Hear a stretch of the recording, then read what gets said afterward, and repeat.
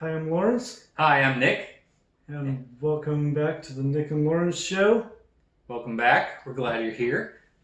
This episode, we are taking it back, way back, back to the future. So we're talking about Back to the Future, and we can show you a little video clip of what we did last Monday when we talked about Davy Crockett, and that's how we got started on that. Here's a little short clip of what we talked about last week, and then we'll dive into the Back to the Future thing. And there's a couple of segues in for Back to the Future. If you watch the movie, they'll play the Davy Crockett song when Marty McFly goes into Lou's Cafe. In the first one? In the first one. Okay. And so they're you're playing, what song is that? It's the theme song to Davy Crockett. Goes, Davy Crockett, king of the wild frontier. Okay. And then there's a later scene in that same movie where you'll see the brother of Lorraine has a coonskin hat.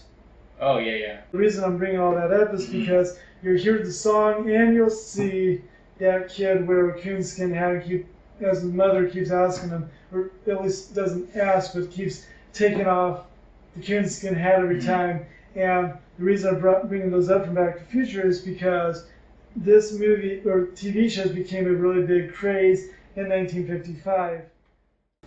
As you just saw from the clip, we brought up some things about Davy Crockett and how they kind of tied in with the Back to the Future movies and Walt Disney. And Lawrence has some cool stuff to tell us. Yep. And so what'd you bring this time? This time, we brought the original VHS.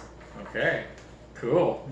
So VHS 1986, high quality, high sound quality, just like the movies today. Right. So Lawrence brought this. So that's actually in the original format that Robert Zemeckis put it in for the screens in the movie, even though it looks a little on the wide side. So when it got released to VHS, it was in a 4:3 standard, which is what he wanted to film his movie in. Okay. So we have that, and we have the original soundtrack cassette. Okay, that's cool. So for those who don't know, this is a cassette, and for our younger viewers, this is retro, right? So this is a cassette. It has two sides, very similar to a record, but that's even older than this. And so it has a film on it, kind of like video film, but on this film is the audio recording. And for those of us who had this when we were growing up, we know the finger or pencil. Depending on the size of your finger or the pencil trick, you could rewind it and wind it back up, because sometimes the tape in this went a little crazy. I believe that there's a couple of songs that are not in the movie that made it just on the. Okay, so. See, I don't even know how to use these anymore. So, get with the program. I know, seriously. Okay, so we got the VHS. So that was what started all 30 some years ago. Okay. And then I brought Blu-rays that I know Nick has most of them, but I had a single version of Back to the Future that actually was we'll start with this. This is the first DVD set that came out years after the VHS and cassette tape were released. So this is 2002 trilogy set with the original movie. Okay. So this is DVDs, over 10 hours of special features, and this is all three movies, the trilogies Back to the Future 1, 2, and 3. And okay. And then so that was 2002. We jumped a few years to 2009, and they just released Back to the Future as a single movie and made it a 2-disc set with other behind the scenes and deleted scenes in the Back to the Future ride on this one. Okay. The Back to the Future ride? Back to the Future ride that was at Universal Studios. Oh, okay. Yeah. Can you tell us a little bit more about that ride? Since you brought it up. Let me think if I can explain the ride. The ride takes place, so it's pretty much like watching Back to the Future, except that the catch is that whatever year, depending on the ride stopped about 2008 or 2009, somewhere in there.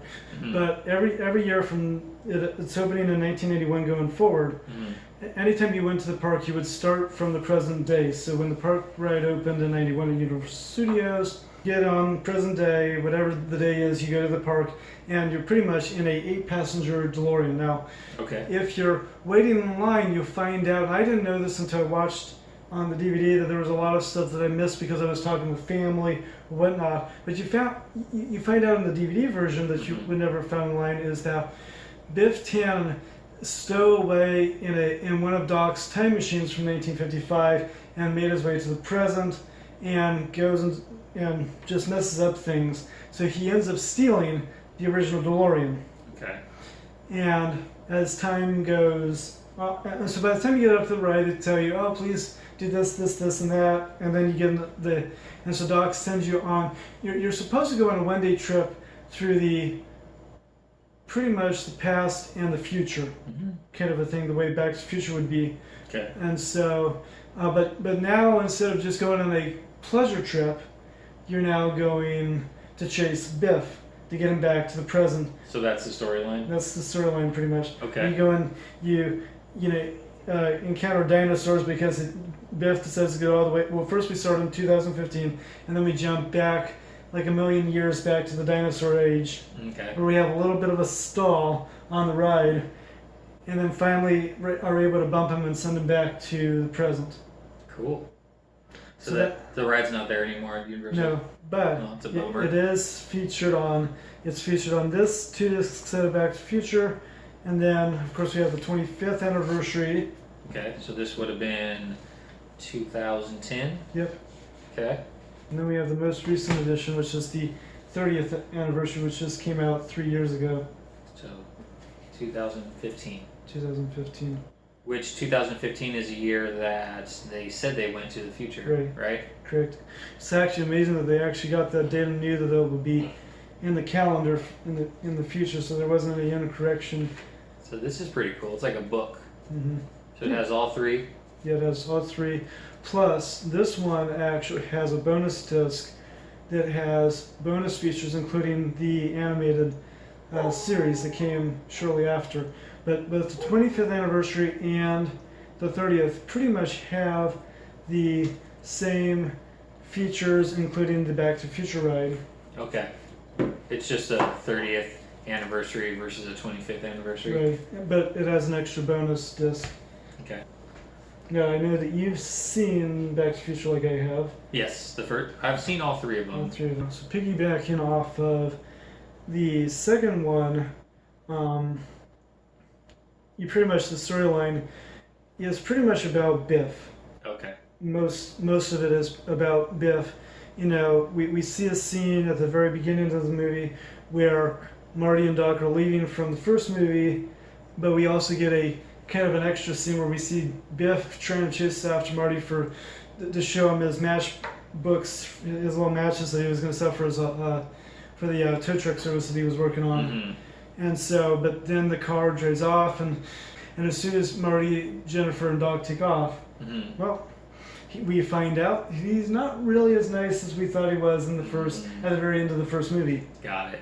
And the other thing we have to realize with Back to the Future that I know is that it was supposed to just be a solo movie. Oh, okay. So they didn't have a plan They to do. didn't have a plan. That flying car that we see at the very end of the Back to the Future, just a joke.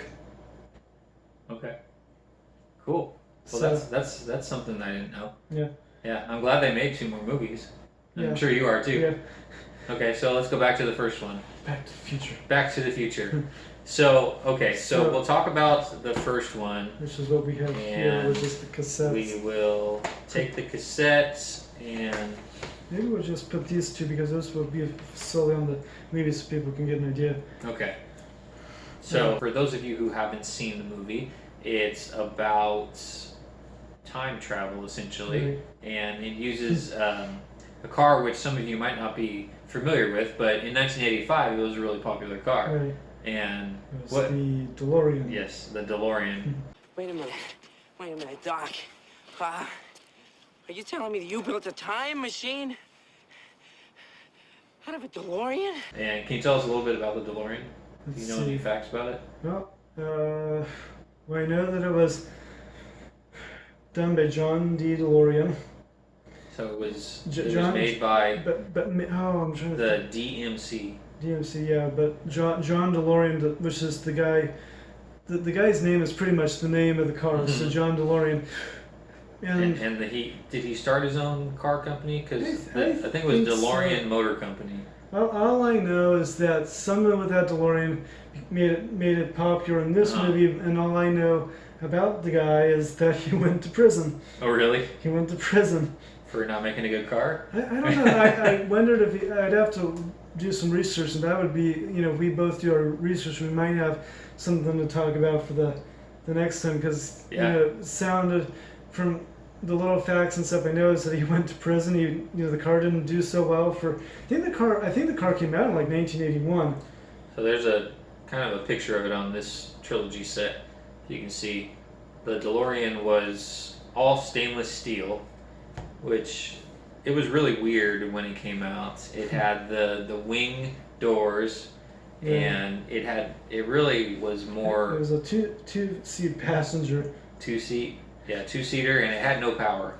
I found out something in the commentaries on the Back to the Future, and that is there's a couple of scenes in where when Marty's getting ready to go back to 1985, they had so many problems because it takes a long time to make a movie, and the gas would always run out of the DeLorean. Well, there are these tubes in the wings of the car, similar to what you see on this one. The wings kind of showing there, and there's tubing that keeps the doors from falling down. So you can't keep the door down for very long like you can on a standard car where you just open it and you leave it and say, oh, I gotta go around and come back out. So they had so many problems, and they had to go and like literally bring hair dryers and stuff out to warm up the DeLorean so the door could actually stay up the way it is in the picture when they go back to 1985 at the end of the movie. It's not meant to stay up? It's not meant to stay up. Oh, weird. Well, that's another reason why the car probably didn't do very well. Yeah, right. So I found that interesting. I mean, that is interesting. And I've learned that when I watch the movies, to give you guys a tip of when I watch movies, I try to watch the commentaries. Yes, it sounds boring, but if you're watching the movie and hearing what they have to say on top of it, it makes it really cool to watch, and you learn things that you might have not learned about the films. Yeah. If you're interested in films that you love, most of them have commentaries, Most right? of them have commentaries. Yeah. I highly recommend it. I know I hear people say, it's a commentary, it's too boring. But if you like the movie a lot. Yeah, if you like the movie, you might want to find out more about it. Yeah, I might want to go do. I've never done that with this movie. Yeah. I don't think I've ever watched any movie with a commentary. Well, commentaries are really great. Bob Gale and what's the other guy? There's like a producer and a director, not Robert Zemeckis, but the other two people that were with him, Bob Gale number one and somebody else. Let's see here. So I think it's Bob Gale and who is that? Neil Canton, that's who it is. Bob Gale and Neil Canton are the two that are on all three of the Back to the Future commentaries and will tell you stuff. But also watch my recommendation on these movies is also they'll actually tell you to actually do the commentaries last and watch all the other behind the scenes footage first and then listen to the commentary. Yeah, that makes sense. Yeah. If you want to learn more about Back to the Future, you can pick up one of the discs that have special. So most of the movies these days have digital copies, and the digital copies always have some kind of special features also in them. When you upload them to whatever online service you use, they usually come with special features. But also most DVDs and Blu-rays now have the bonus features included on them. So if you have one of these, check that out. If you don't have, you may want this versus this, because Yes. you are not going to get commentaries or bonus features on. and definitely not this. But you might want that. That's got a lot more soundtracks than what they do on the digital download. I mean, cassettes you can get, and that's more. I appreciate these because this is not changed from a digital download. It may have a few hissing sounds and stuff, but still pretty good. I think there might be a few vintage records, and records if you don't want the cassette, but you want some of those, who I recommend getting the record version. It might be a little pricey, but records are probably just as equivalent to a CD or that format. I mean, you have to be careful with the needle so you don't scratch it, but you get, I found out even with records, you get a lot better sound and quality than you do a cassette tape. So a record is just as quality as a CD as long as you don't scratch it. So Okay. I think we're about out of time. We got to go back to the future, I think. Yeah, I think we're gonna have to go back to the future to get more time. But Right. for this episode, we will stop it there. And that was kind of our little feature of Back to the Future because we brought it up from last episode. And definitely recommend, if you haven't seen it, watch Back to the Future, at least the first one. But the second and the third one all are great movies, and you can get them digital download. You can get them on DVD, Blu-ray, VHS. You can probably find one of your friends who has them. But if you have seen them, go back and find a copy that has the commentary and listen to that. Watch the bonus features. There's a lot to learn in the commentary about the movie, and that's interesting. And if you want to, go all the way up to Oregon to the last surviving Blockbuster, and they might have this on VHS at that Blockbuster. That might be another episode we do about the last Blockbuster. I didn't know there was one. There's one in Oregon. Interesting. Only in Oregon. Anchorage, Alaska closed theirs just a few months ago. Okay. I guess there's a need for some video stores We're definitely... where people, they want to stay nostalgic also. Right. Yeah, we'll maybe have another episode about Blockbuster, and or who knows what we will present in the future. Yes, who knows what we'll present in the future. But it's time for us to go back to the future. So until next time, subscribe, click the bell for notifications, and if you have any ideas for upcoming episodes and for content, leave a comment, let us know, and tell your friends. Yeah. Well, we'll see you in the future. And maybe the past. Remember, the future is never written, or is it the past? I don't know. Well, we'll see you next time. We'll see you next time. All right, bye.